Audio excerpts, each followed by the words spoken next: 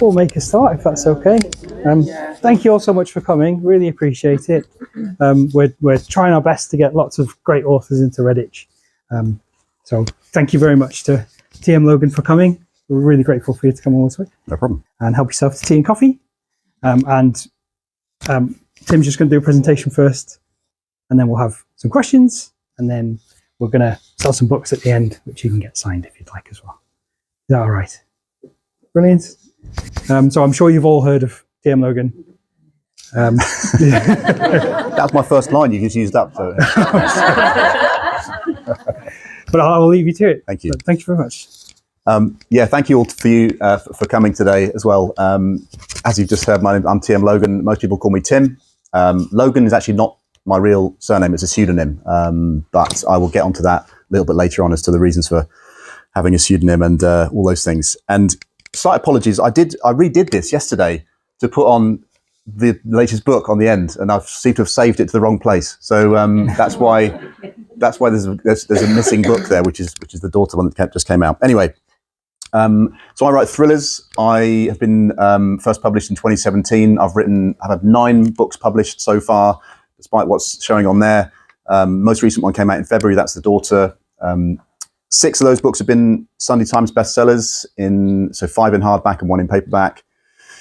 Translated into 22 other languages for publication in lots of places around the world, and 2 of them have been made into TV shows. So that's the Holiday first, and then The Catch. And some of you may have seen those, initially made for Channel 5 and then went on to Netflix. And actually 6 of the other ones, so all of these, apart from Lies, are also kind of being looked at or considered for television. So there's kind of companies have taken an interest in it. It may or may not, every single time it's a long shot, but I'm hoping that at least one of the other ones may end up being made for TV. So I'm going to talk for a little bit, maybe 35 minutes, something like that. I'm trying not to go on too long. I'm going to talk a bit about my background, how I got the sort of 10-year period between when I first started seriously writing and when I got offered a book deal. So that was a sort of decade of writing and trying to learn and having writing another book, which I'll get into in a minute. Talk about each of the books in turn and where the inspiration came from for each, where was the initial idea. And there'll also be time for questions at the end. So please do, if you think of anything as we're going along, you can put your hand up if you want, or we could just kind of gather all up the questions at the end. And obviously I'll do a signing for anybody. I've got some bookmarks as well over there, and postcards and stuff. I did have some badges as well, which said I stayed up all night with TM Logan, but my publisher made them, right? They made them for an event a couple of years ago, and every time I look at them, I think, shall I take these? And I think, no, they're a bit. So, but they weren't. It wasn't my idea. Anyway, so right. So a bit about me first. I'm 54. I've got two brothers. You can see them here, Ollie and Ralph. I'm the young, cute one in the middle. And we were playing there, Cowboys and Vikings or something, in the back garden. And I live in Nottingham, just outside Nottingham. I've got 2 grown-up kids who are here, 25 and 22. And my wife, Sally, is from the Nottingham area, which is why I ended up sort of living there. I'm originally I was actually born in Reading in Berkshire, as you can probably tell from me not having a kind of Nottingham accent. So, I think being the youngest of 3 boys, I think I was probably certainly was a sort of bookworm from a very young age, and I was really into reading from sort of as long as I can remember, really. And this book, The Daughter, is actually dedicated to my dad, because some of my earliest memories are sort of listening to him reading the 3 of us stories in the evening, which he is still convinced were just a ploy so we could stay up a bit longer. But actually, I still do remember him reading us, things like Watership Down and stuff like that. And when I think back to Watership Down, I think that's quite a traumatic book actually for us, for us, some small lads to be hearing. But anyway, didn't seem to have done us any harm, I don't think.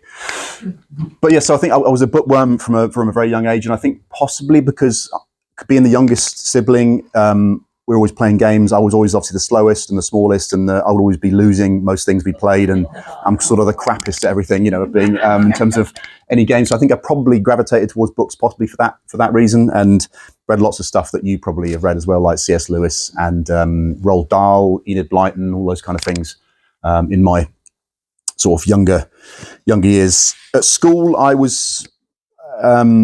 liked English. I liked that subject, language and literature. I wasn't really any good at anything else, and I didn't actually get to study English at uni because I made a complete mess of my A levels, which is a whole nother not very interesting story. But so I didn't do English at uni. Sometimes people ask me, what's the best thing to do if you want to be an author? And my normal answer is that people do it from every possible walk of life and possible kind of angle. So I did history in the end at uni and really enjoyed it. And when I finished there, I gravitated towards jobs. I thought, what job can I do that involves writing? And then the obvious answer was journalism. So I spent 8 years as a journalist. So first of all, working on this paper, which is the Nottingham, which is called the Evening Post back then, called the Nottingham Post now. So I did my training there, started off doing everything as a general reporter, and then ended up as the education correspondent, which is the story you can see there. 2001, I wanted to work on a national paper, and I wrote to lots of national papers in London and said, can you give me any shifts? And the one that ended up writing back to me was the Daily Mail, which is, some people say to me, was that where you first started writing fiction? And which is, it's not a million miles from the truth, but so I did that for 3 years, and for lots of reasons, family reasons, and lots of kind of family stuff. Really ended up 2004 leaving there and going to work at this place, which is University of Nottingham, which anybody who might recognise, that's the Trent building. I spent 13 years at University of Nottingham, starting off as a press officer, so dealing with journalists, and then kind of got promoted a couple of times, luckily, and ended up as a sort of in charge of their comms, the communications function. So I had various teams working with me in that area, and I ended up working there all the way through to 2017, and I'll touch on that again shortly. So this is me in my previous working life. Obviously, I don't work there anymore, which I'll get onto. So this is what I found myself doing. So about 2005, 6, come back from London, was working at the uni. This is my day job. So I'm talking to academics, trying to get them to talk to journalists, and dealing with all the stuff that the university had going on in terms of press. And in the evening, I'd go up into the spare room up here. I don't live in this house anymore, but had this little corner of the spare room. You can see all of so these are all kind of chapter plans. You can see my daily word count thing over here, and various other bits and pieces I've got stuck, and then lots of books. And my cat Tilly was very helpfully sitting right in front of the monitor there. She does. She's a little bit bigger than that now, bless her. But anyway, so yeah, I thought, I came back from working in London. I thought, I've always wanted to, try fiction, write a book, and see if I can do it. And so, as I said, from about 2006-ish, I sat down and I thought, well, if I write every day, if I can find half an hour or 45 minutes, maybe an hour after the kids have gone to bed, I could, by the end of the year or by the end of 18 months or whatever, I would have enough for a book. And that's what I did. And this was the result. So the reason this picture's on here is because we moved house last year, and I found all these manuscripts in the attic, and I'd sort of kind of blocked out my memory of how many of these I had. But this is all the same book. Okay, so I think they're in order, and if you can't really see it, well, you can see it on that one there. Final. Most of them say final version, which is quite funny. This is all the same book. It's called In Plain Sight. So I spent about 3 years working on this, 2006, 2009. It was a thriller set in America with some elements of... So I've been a science reporter at the Daily Mail, so I've been covering all kinds of stuff around genetics and genetic engineering, all that kind of thing. And so I fed some of that into this book. And as I say, it's called In Plain Sight, which is a title that you won't have... Well, you might have heard it from someone else, but certainly not one of my books. And there's a reason for that, which will become clear in a minute. So I'd say about 3 years I spent on the first draft. I kind of thought I knew what made a good thriller, so a fast-moving plot and, relatable characters and kind of page-turning structure and compelling, people you can identify with and lots of twists, that sort of stuff. And yeah, so this was the result of that process. So after 3 years, I thought, well, I'll try and get an agent, because apparently that's what you should do if you're in this situation. I was obviously unpublished at that time. I didn't have representation, and I'd seen lots of places people saying, well, you have to have an agent because they're kind of the gatekeepers to the industry, the gatekeepers to the publishers, and they will help you to get that first sort of breakthrough deal. So again, I didn't really know how you were supposed to go about doing that. So I got a copy of this book, which comes out every year, and I think I don't know if you probably have it in the library here. Yeah, we've got the latest. I imagine. In the library as well.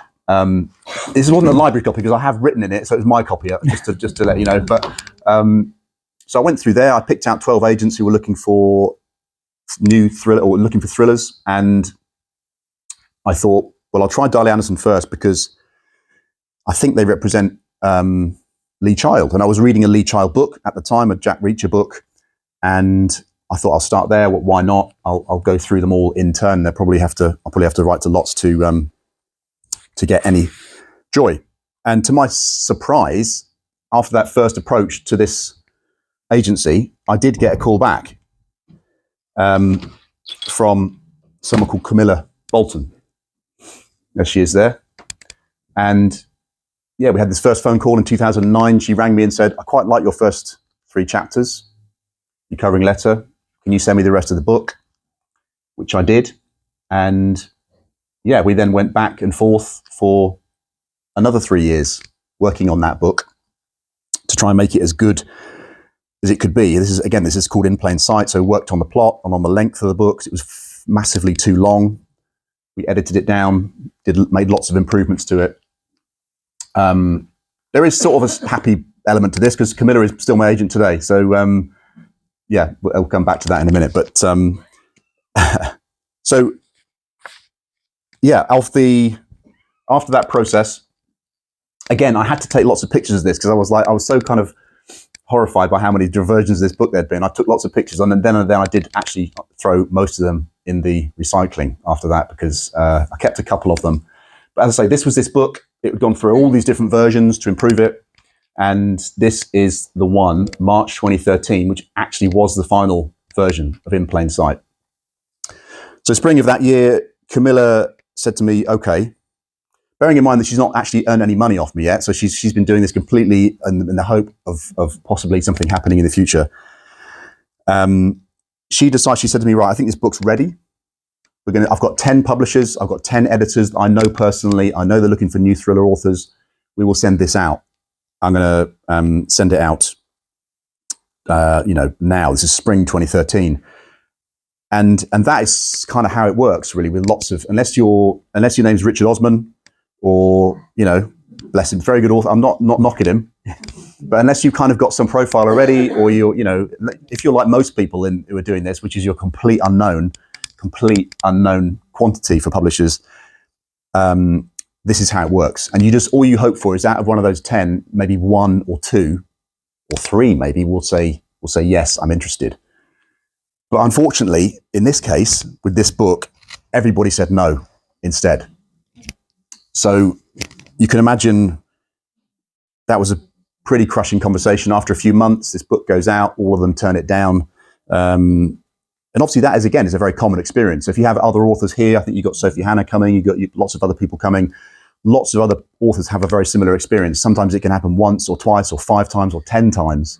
And so it didn't make it any easier to swallow, I have to say, when it kind of happened and we had this conversation.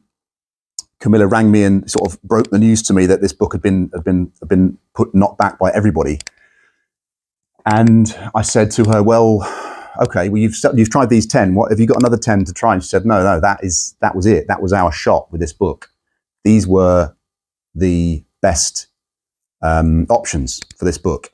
And then she said to me something I've never forgotten. We were on the phone. It was quite a tense phone call. And she said, what else have you got? And I kind of went, what do you mean, what else have I got? I haven't got anything else. This is everything that went into this book. Everything. I've poured everything into it for 6 years. What do you mean? What else have I got? And she's like, well, look, let's park this for a minute, for a while. Go away, have a think about what you want to do next. Do you want to write another? Do you want to try something else? And so that's what I did. And that summer, so this is 12 years ago, blimey, almost 12 years ago, we were going on holiday to Brittany, and kids were a bit smaller there. And it was one of those trips where you're driving overnight, you get the overnight ferry, and it's lots of driving, basically, both in the UK and in France. We alternated to keep each other awake. And in France, Sally was driving early in the morning. We're both a bit like punch drunk from this point. I think the kids were asleep in the back. And I was talking to her. We were talking to each other, just sort of keep each other awake, really, because it was, say, a long journey. And she started telling me about some friends of hers who were raising money for charity. They're raising money for another friend of theirs who had very tragically died young from cancer, and the things they were doing to raise money in her memory. And one of the tools they'd used, one of the things they'd done, bearing in mind this is 2013, so this is perhaps a bit maybe a bit less common then, but so they'd kept this friend's Facebook profile kind of active, and although she passed away, they had kind of kept the Facebook profile alive to sort of use it as a focus for fundraising. And I heard that and I thought, well, that's really good that they're doing that, but also I wonder what would happen if you did that for a bad reason, or for a criminal reason, or for a reason of trying to deceive someone, or trying to get away with something. So then we talked about that for a bit, and I was thinking, well, that's kind of sparked something off in my head about, I thought, well, maybe there's these two couples, and the two women know each other very well, the two guys not so much. One of the guys goes missing, and the other one is accused of his murder. And we were chatting away. I thought it was fascinating. And then after a bit, Sally said to me, which junction are we supposed to have got off at?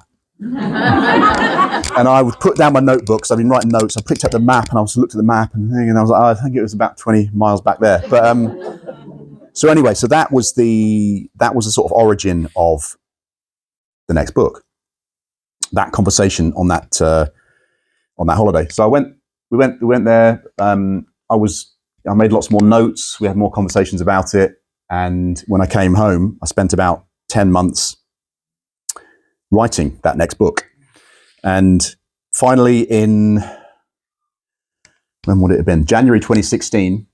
But again, this is the space of time. There's a bit of time lapse there between summer 2013 and beginning of 2016.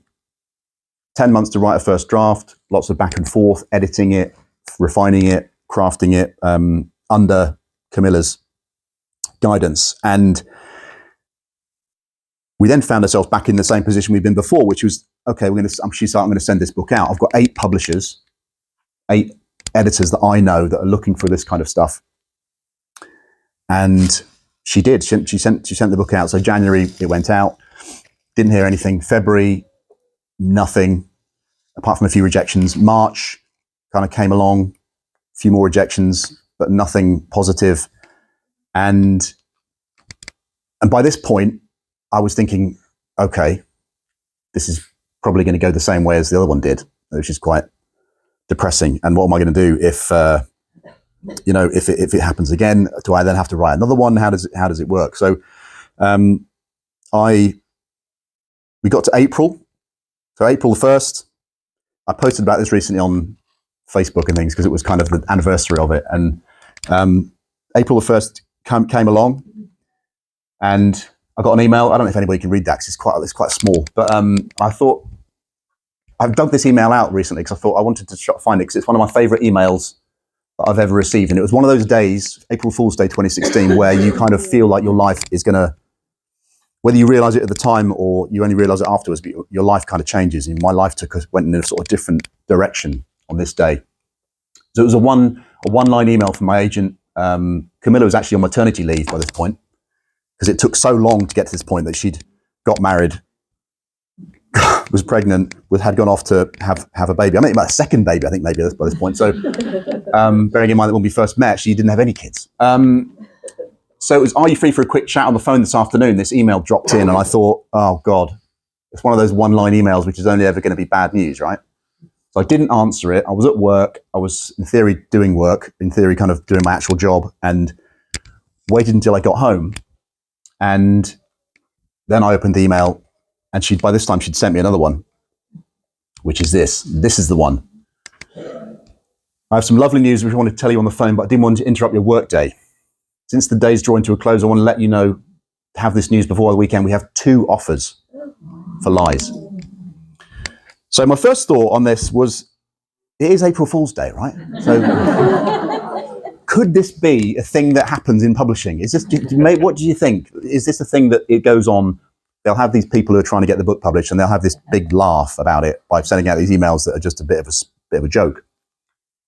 But it was afternoon, so I thought, no, they can't possibly be that cruel. Anyway, so it actually wasn't, fortunately, it wasn't a joke. It was for real. And so there's 2 offers from 2 different publishers. One was digital only, which was a good offer. But the other one said, well, we will publish you in paperback as well. So, and I wanted a hard copy. I wanted a book that I could hold in my hand with my name on the cover, which is ironic, obviously, because there's actually a pseudonym, so it's not actually my name. But but I wanted something I could hold in my hands. So I thought, well, I'll go with the one that is going to offer me a paperback as well. And that was a company called Bonnier, which is a Scandinavian company I'd never heard of. But they were, they're quite keen, and it was a 2-book deal. And so I thought, well, okay, let's go with that. So long story short, that book came out in 2017, January 2017, and that was the one. This was the book that when I had been driving down that road, or Sally had been driving down the road in France. This was where it kind of ended up. That idea ended up in this book, which, as I say, is about a guy who sort of is happily married, or thinks he is, and then his life, one thing happens, and his life kind of starts to unravel from that point. And in terms of life-changing things, there's obviously life-changing events for Joe in this book, and for me as well. So 2 weeks after this book came out, 13 days after it came out, I found out from my boss at work, in my actual day job, that I was being made redundant.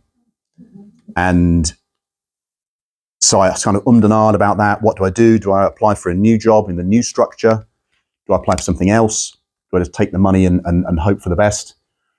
And in the end, my father-in-law said to me, he's a very sensible man, and he just sort of said, sometimes maybe there's a bit of fate going on, and these 2 things happening so close together. Maybe it is now time to, see how you can do with the books and see what happens. Take the money, take the redundancy money from the uni, and see what happens next. And so I did that.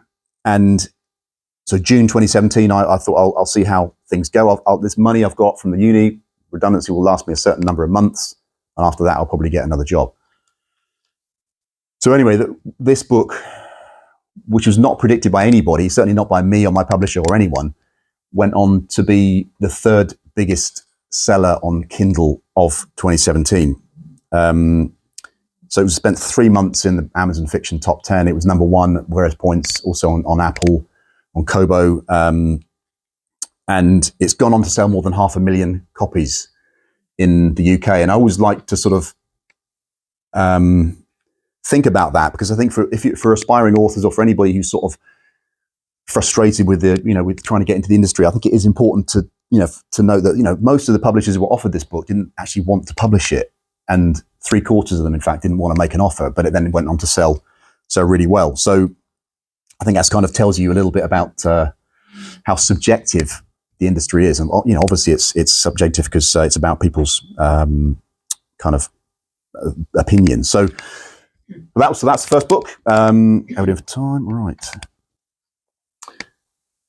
This is the second book. So this is a 2-book deal I got offered from Bonnier. 2-book deal. This is the second one of that contract. And sometimes people ask me at events like this, what was the hardest book that you've ever written? Which one was it? And I normally answer this one, because for most of it, or certainly for the second half of it, I was working at the same time. I actually had a deadline now because I had a contract to deliver it.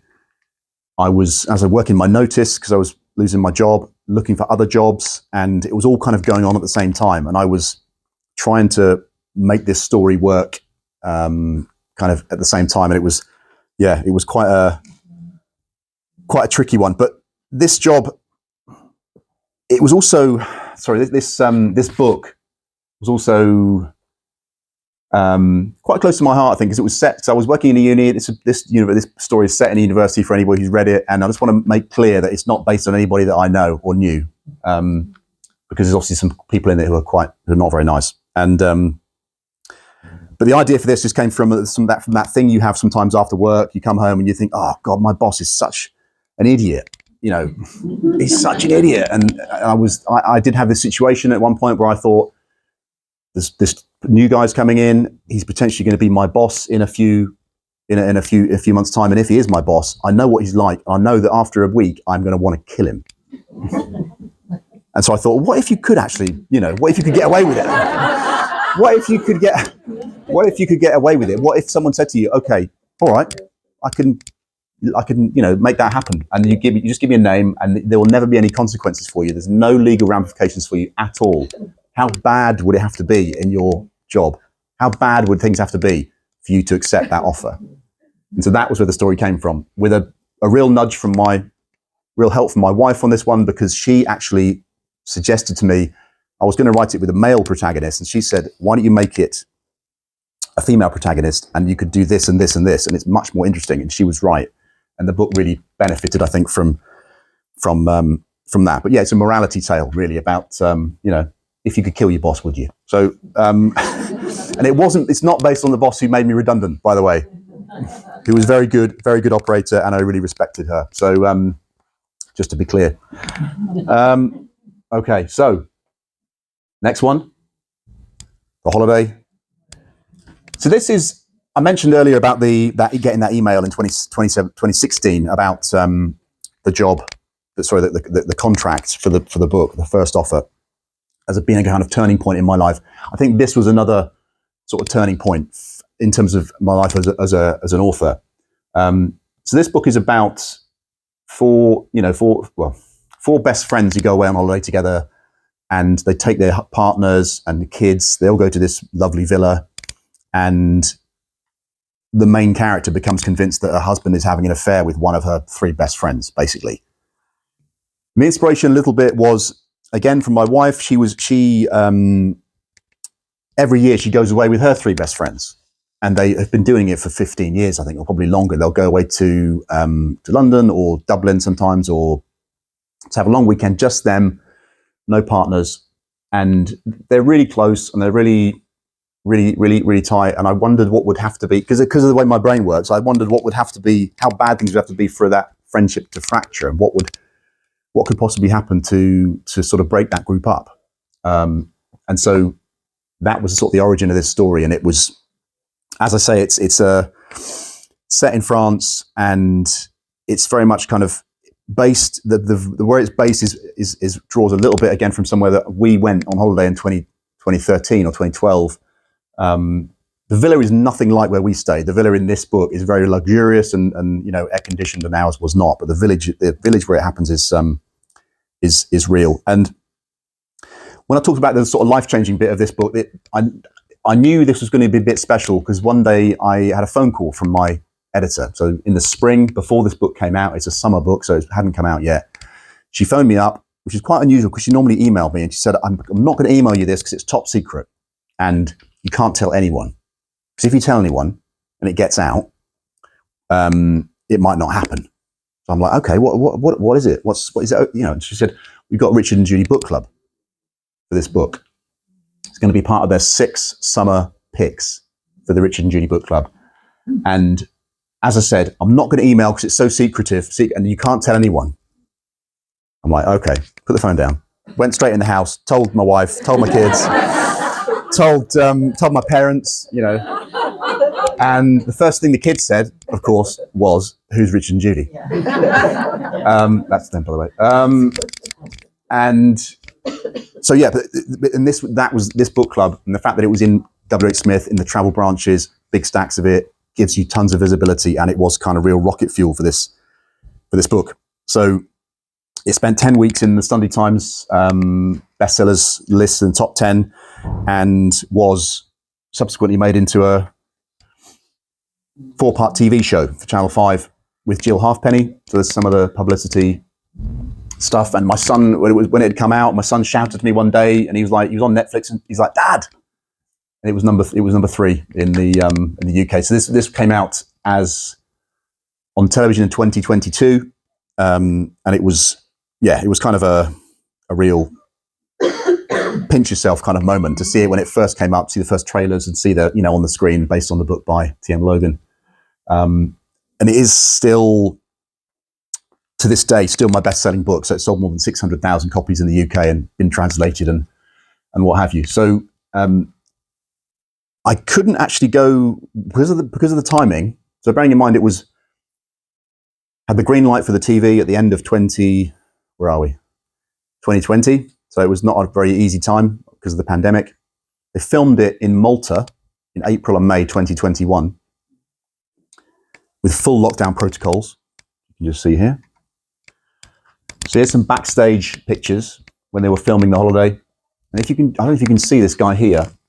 He looks like he's kind of got a skull face. That's actually a mask. So all of it was done, the whole thing was done with tight COVID protocols. And I said to them, can I go and visit the set? Can I go out and see it happening?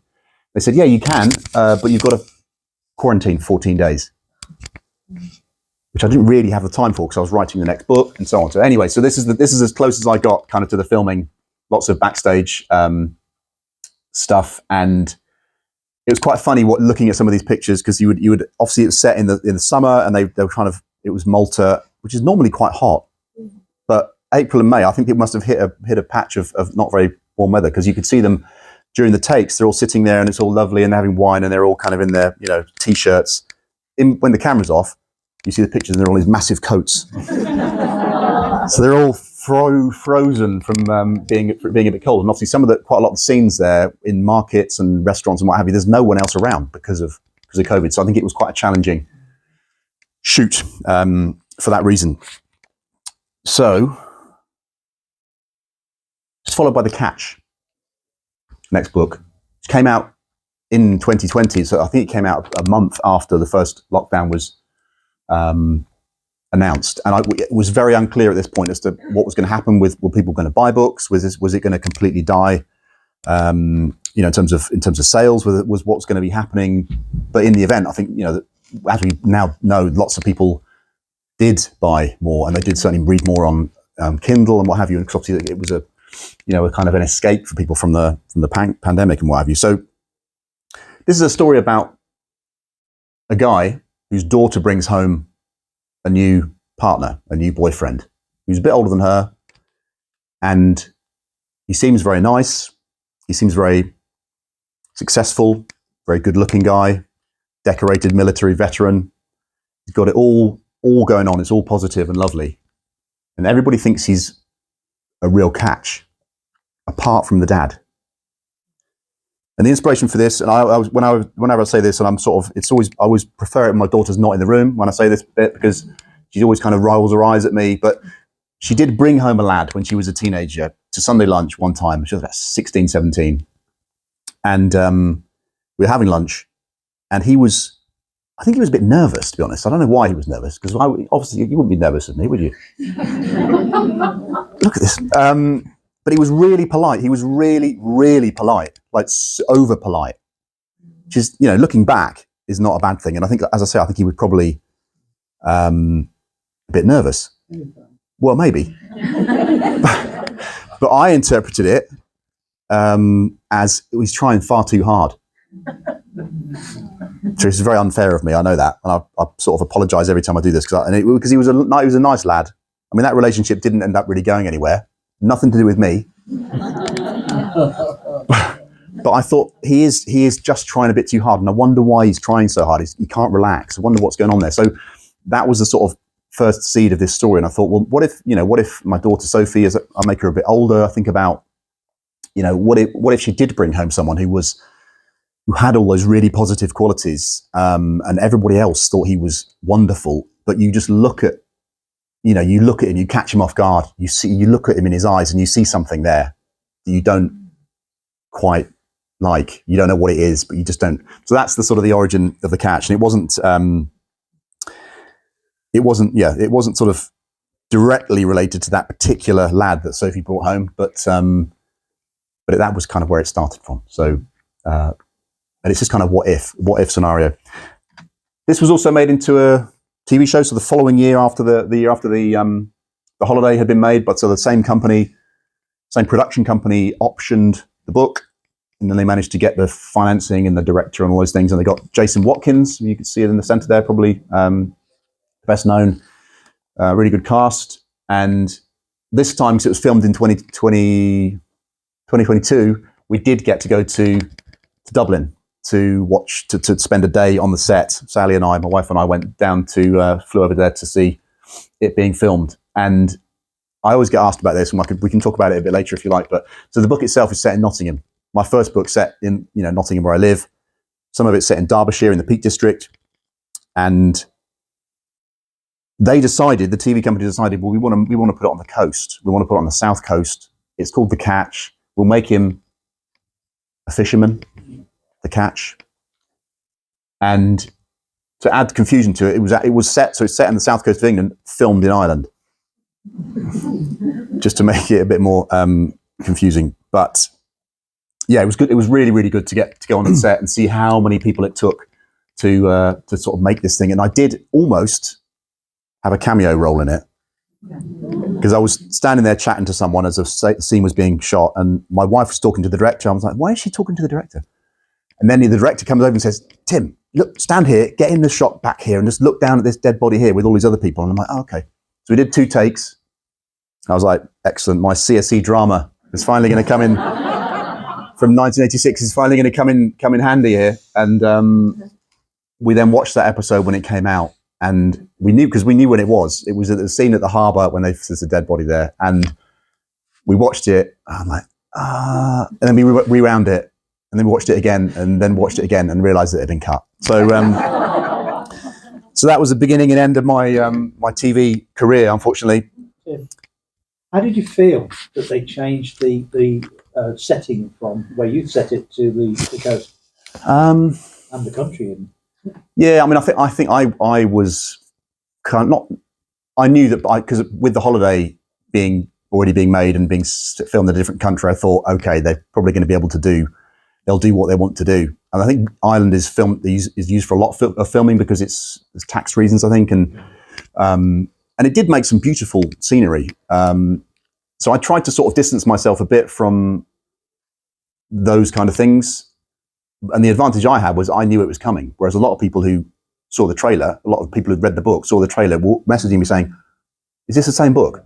Like, what the hell is a bit?" He puts on his galoshes and gets on a boat. And I'm like, it was set in Derbyshire, which is quite a long way from the coast. So,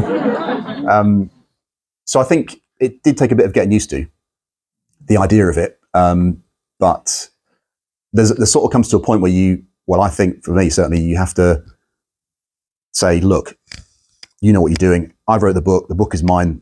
It's always going to be mine. The TV show is going to be inspired by and based on, but it's, so yeah, I think but like I say, it wasn't a surprise for me because I talked to them and I knew it was coming, but it was probably easier for me to cope with than it was for people who were suddenly seeing it on the screen and saying, why is he getting on a bloody fishing boat? But yeah, so I thought, I want to see it on TV because it'll be amazing and do what you need to do. I think I joked at one point, as long as you don't set it on the moon or something, or the Mars, but which they didn't. But it was. I suppose it's 2 different markets as well, isn't it? You're selling a book for people to read.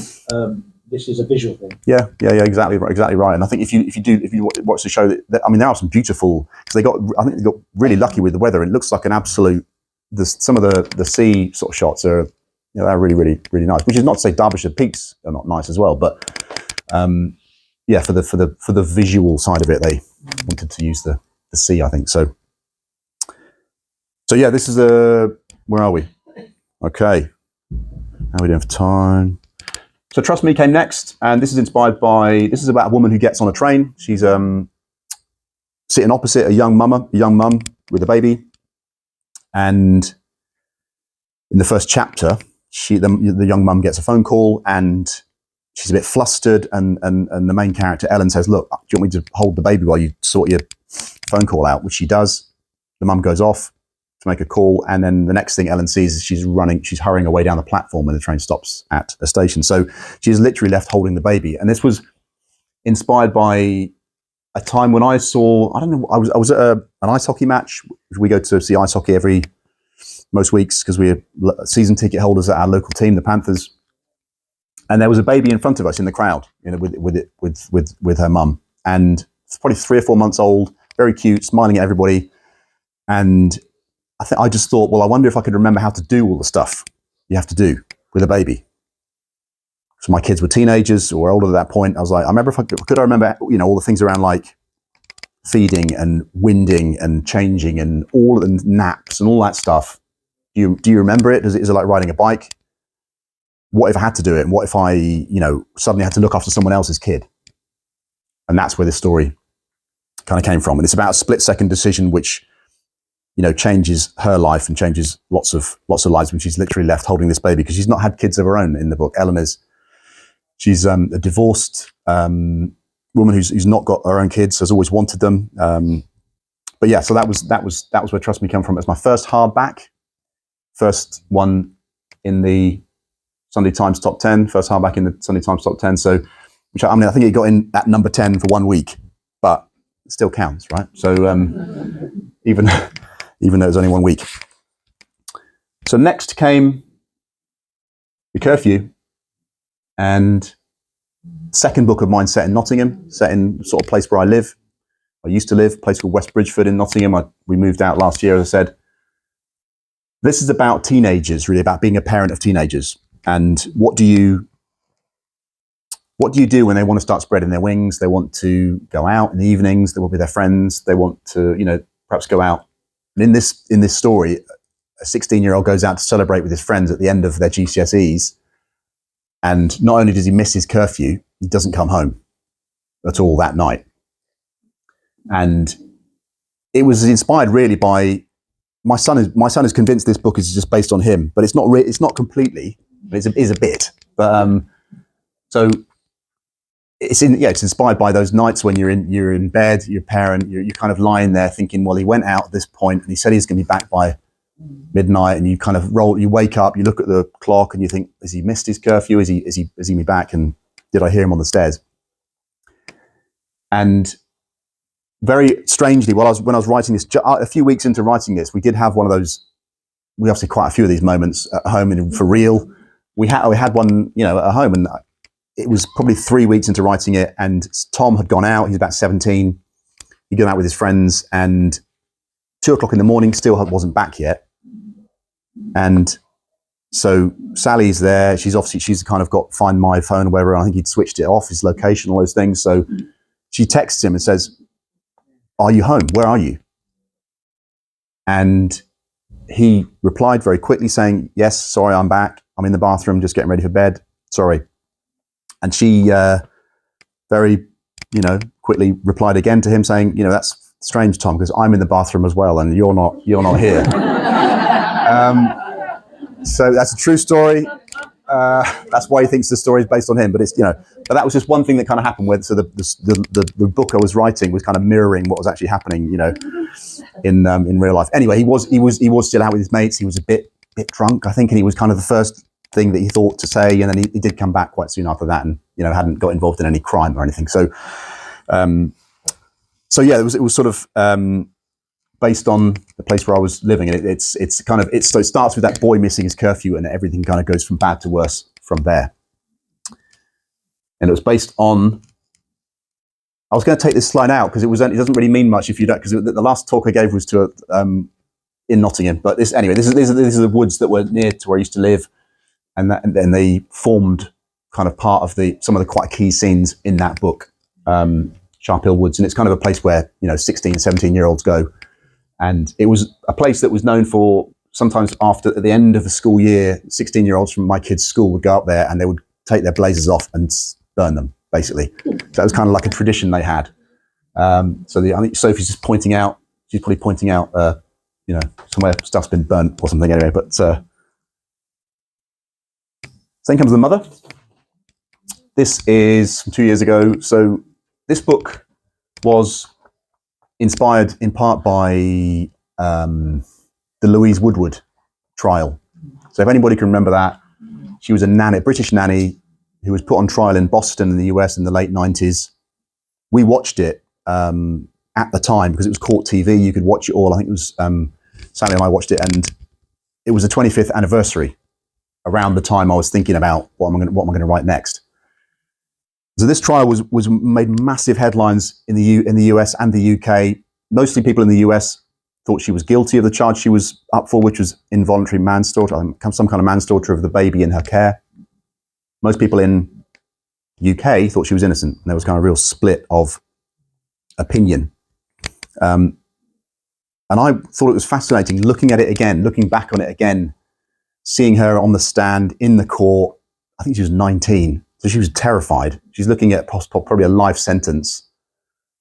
And it struck me how all of the assumptions and judgments that were made about her that probably wouldn't be made about a male defendant in terms of how she looked. Was she upset enough? Was she, too upset? Was she crying too much or not enough? Or, how was she dressed? All these things. And there's a horrible moment in the trial where her own defense lawyer makes her laugh out of nervousness. And you could see from that point onwards, she was going to be in trouble with that jury and with the one which she was actually convicted. But anyway, so I wanted to write a story. I thought it was a really interesting starting point for a story about that. I was also thinking about some of the notorious cases in the UK where women had been convicted of whether very small babies had died, and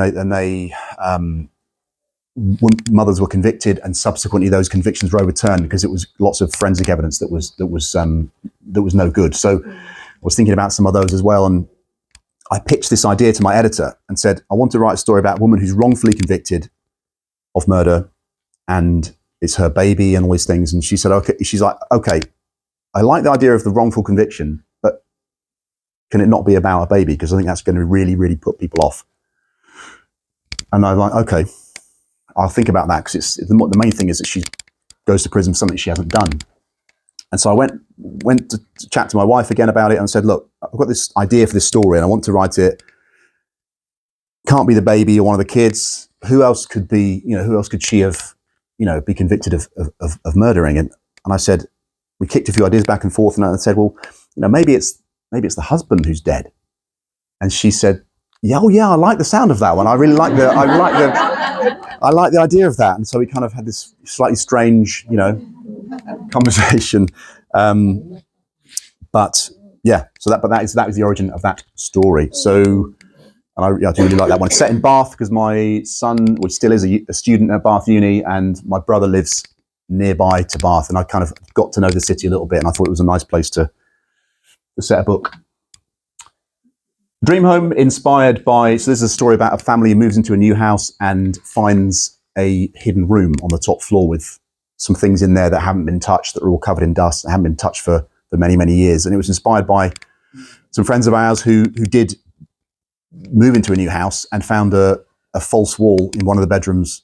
It was very thin. They knocked through it and did find a kind of storeroom behind it, which had been left there for years and years and years. They found some quite valuable stuff in there, some coins and jewelry, and didn't know what to do with it. And this is about 5 or 6 years ago, and I remember writing it down at the time. I have a big list of ideas, and I thought that's quite interesting.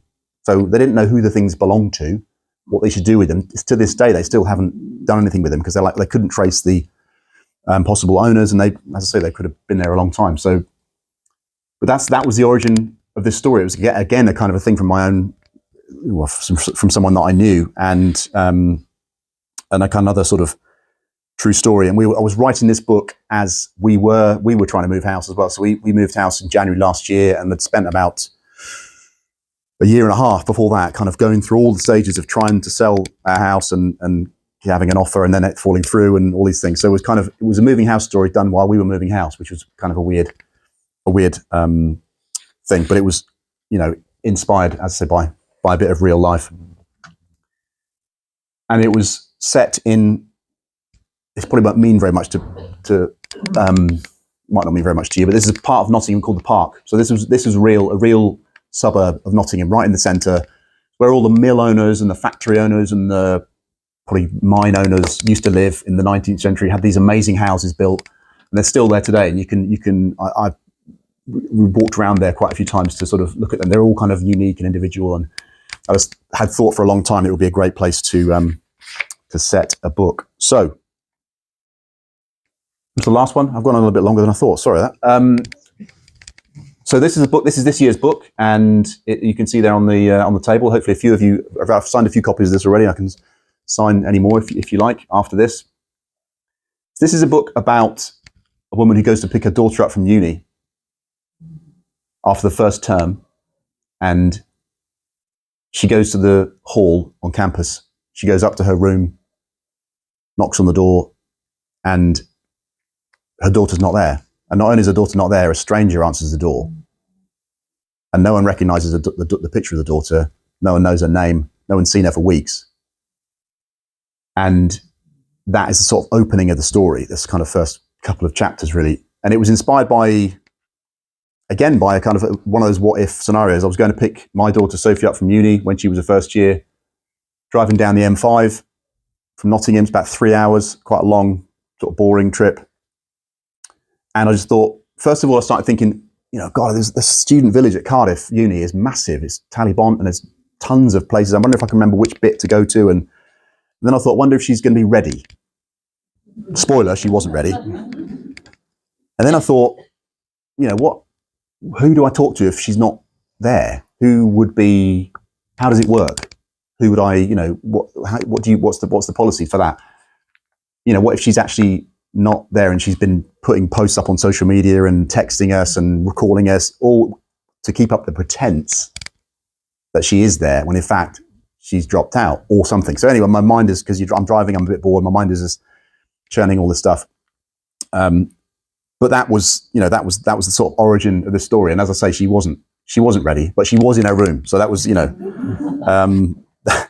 was the kind of the origin point of this story. And it came out in February, and again, really, really pleased with how it's come out, and hopefully a few of you have read it or might want to get a copy today. So, as I say, sorry, apologies, I've gone on for a bit long, and I didn't plan to, but as I sort of mentioned at the beginning, my pseudonym. So Logan's not my real name. My real name is one of those names which is kind of not very common, not very memorable, quite often spelt wrongly. Which is not that helpful if people are trying to find you in a bookshop or on Amazon, because they're typing in the wrong thing. So early on, before the first book came out, my agent said to me, "How do you feel about having a different name?" I'm like, if it's going to help get published, I don't really care. That was kind of, my kids were quite annoyed because they were like, we can't tell everybody at school that our dad's got a book because it's got the wrong name on it. So they're still kind of annoyed about that. But my agent just said, look, just go away, have a think. Come up with some names. We'll see if they work. And so I came up with a few. I came up with TM. So TM is my real initials, Timothy Michael. I thought Harper was a good one.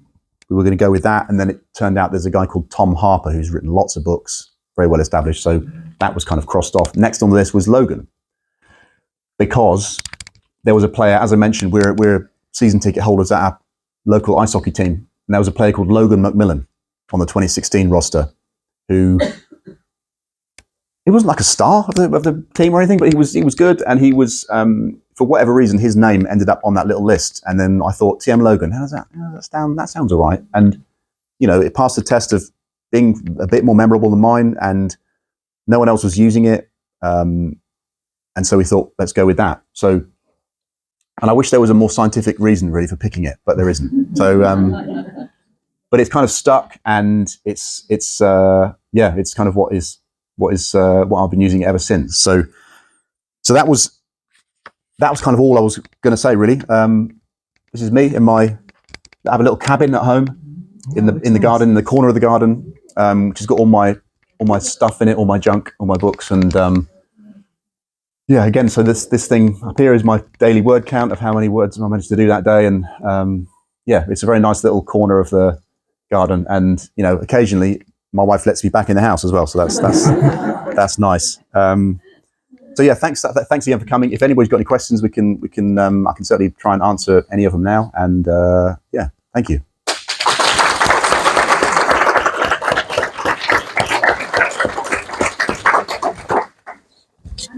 You have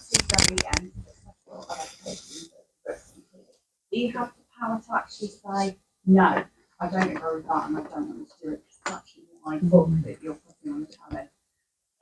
I mean, obviously I accept they've got some liberties, like you said, they can change the place, they can change certain things, but do you actually have the ability to say, no, that's actually not, what I would want?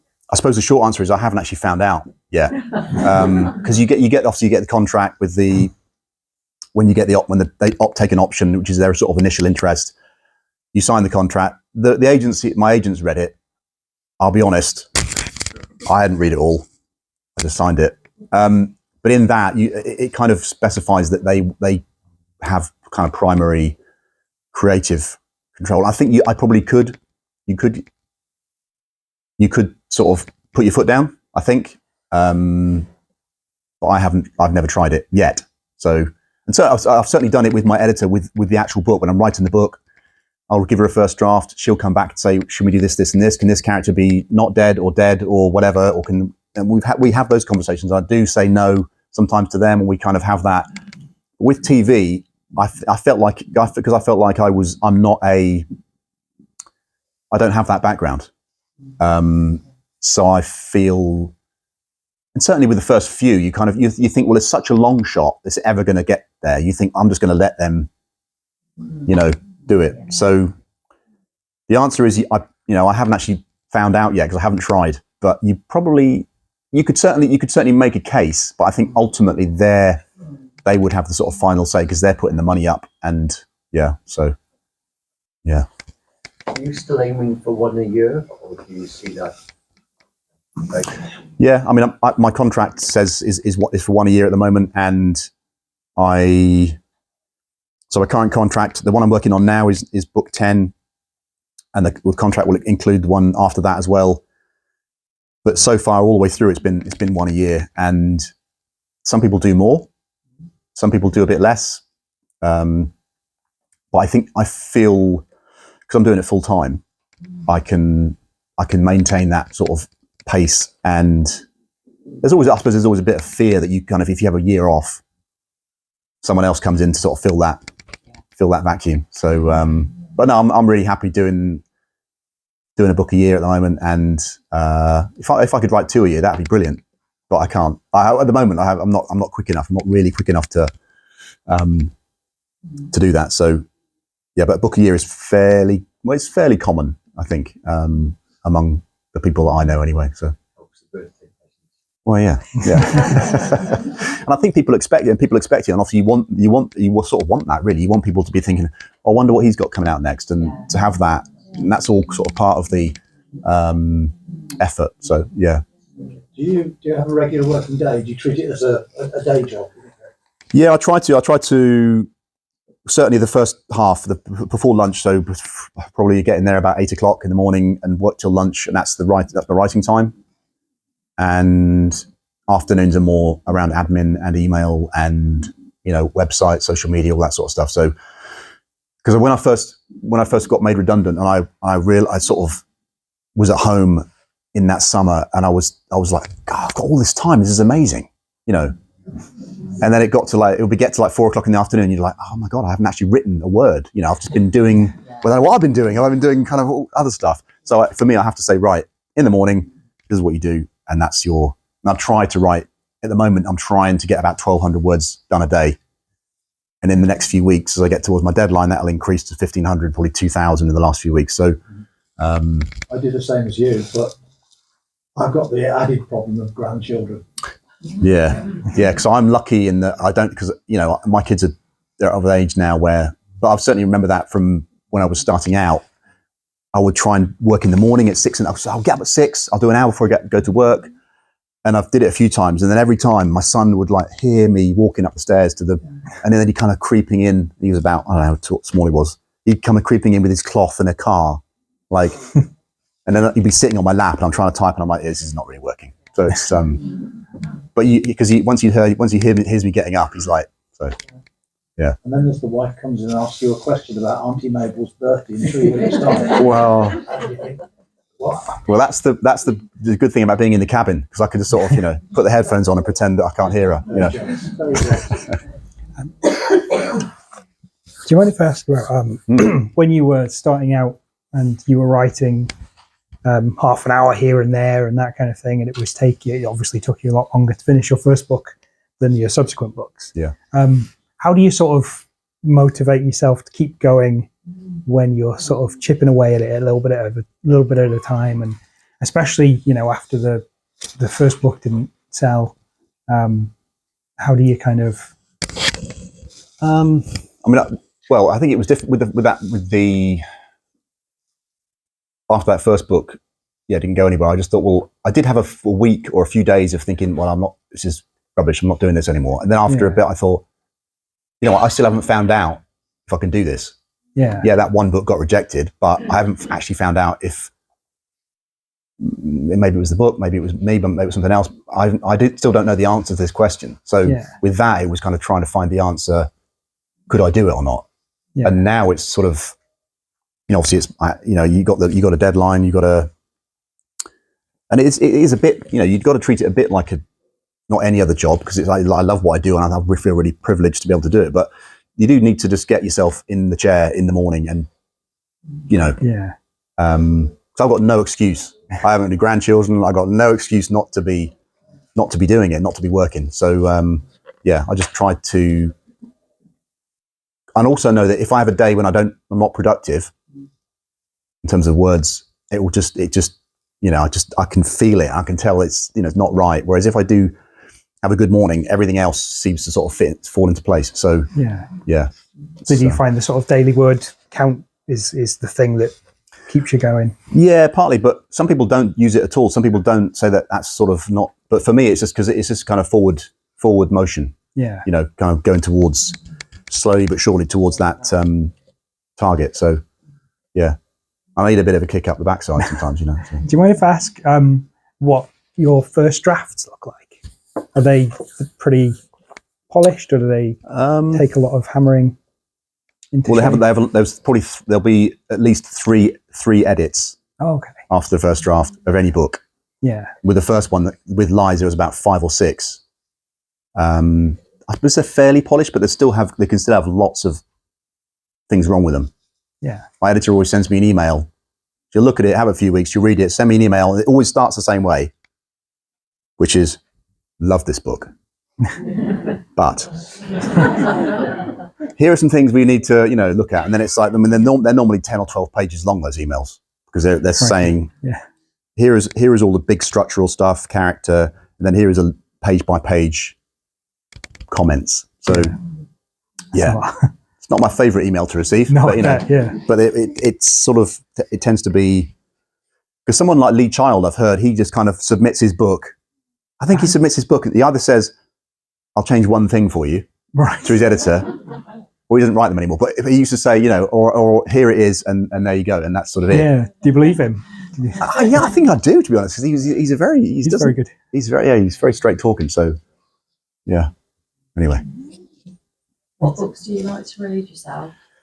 I read a lot of thrillers and crime. I just read one by a guy called Mark Edwards called The Wasp Trap, which is a thriller coming out in the summer. A lot of the ones I read are advanced copies of things, because people say, well, would you read it and maybe give us a blurb for the cover or something? So lots and lots of them are in the same genre that I write in.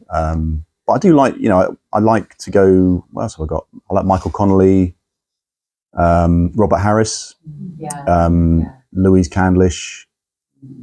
A bit of historical fiction as well sometimes. And so it's a bit of a mixed bag. Stephen King, I've always had a bit of even from being a teenager reading him, and now I've kind of rediscovered him doing all of his like more crime stuff he's doing now, which I think is great. So it's kind of a mixture. Would you ever have a go at a sort of a police procedural kind of series? Because I noticed in your books, one of the scariest things about them is the police are often failing at their jobs or like actively hostile towards the main characters. Yeah, I mean, that's always the thing with a thriller. If you're doing it about families or regular people, you got to have the police are probably going to be there, but they need to be not coming in and solving it on page 40, because it's like the end. Because I'm certainly not. I've got all the time in the world for the police, and my nephew is a police officer in Wiltshire. I actually put him in the dream home. It was PC James. That's James, my nephew. Anyway, but yeah, you got to sort of got to be there, but not solving it. But police procedural, I think to me that just seems like a really, really crowded space. And there's lots of people doing it really, really well. So I don't know. It's quite hard to do it in an original way as well. I don't know if you've heard of someone called Jo Callahan. She's another one you should because I think she's West Midlands. You could approach her. So she wrote a series which I think came out a couple of years ago, which is an original way of doing it, which is you've got a human detective, female detective, and her partner is basically an AI hologram. Yeah, it sounds a bit mad, but it is really good. It works really well. My wife was reading them as well. I've read them. So she is. So that is. But I've just mentioned that because it's kind of a new way of doing that kind of police procedural, because the AI obviously can analyze like 1,000 hours of CCTV in 2 seconds. So it gives it a fresh kind of take. But anyway, yes, I think it's quite hard to do it in a way that's not been done before. Yeah. So. Do you plan to ever revisit your game site? I have got the original Word document somewhere. Every summer I think I will, and then I haven't got around to it. But I'd like to probably re-examine the main character and see what I can do with him, because it was set in America and it was a bit of a departure, I think, from it. There's some similarities with what I've done since, but it was a bit different to those. So I don't know. I would like to go back to it and have a look and see how much I'd need to do to it. Because I reckon there's got to be something usable there. I think it got quite close. To getting a publisher. Just didn't quite, meet the bar. But at some point I will have a look. Who else? Anyone? No? Okay. Shall we say thank you very much? Oh, we can. Does anybody mind if I take a picture? Is anybody in the witness protection program? No?